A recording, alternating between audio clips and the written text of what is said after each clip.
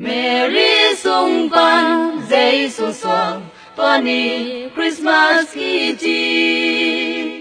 mi hình tên tôn tung hin na nga tua tàu pahangina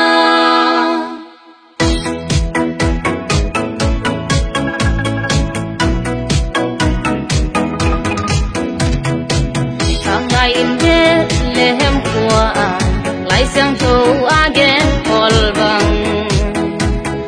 Mary sung pan dây sung soang Tony Christmas kiti ngayon bang tung hila sa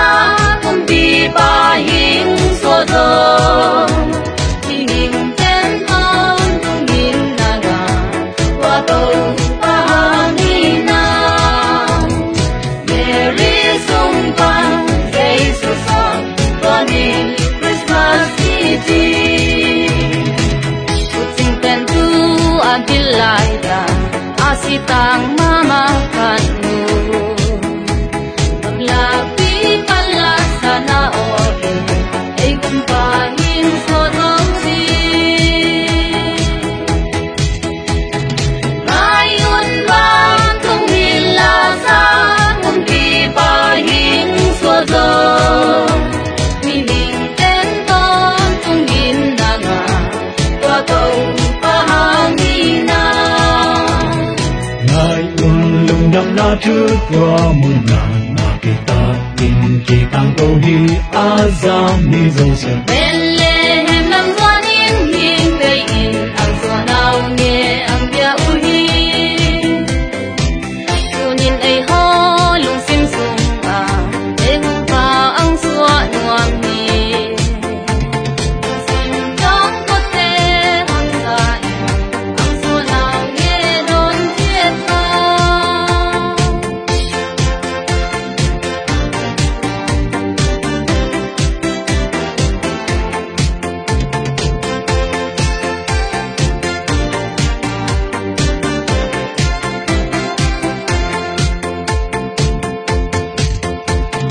ngayon bang tumila sa kumpi pahing sodong hihing tenton tungin na nga watong pahangina Mary sung pan dây sung soang Tony Christmas kiti ngayon lungdam na chutwa muna nakita kitang kohi azam ni Joseph Bethlehem ng zanin hintayin ang sonaw niya ang biyauhin tâu paong mi piu tele tu jin tein tâu paong kham le pa nam tui dom ya bang tâu paong nam maya bang tung mi te to ki bang kang ya uhi tâu paong gỗ arin nata ng sa tâu paong lấy tung mi tene isyain tâu paong ganti koin mga nela kwang sunang swadohi tâu paong mi piu tele tu jin tein tâu paong kham le pa nam tui dom ya bang tâu paong nam maya bang tung mi te to ki bang kang ya uhi tâu paong gỗ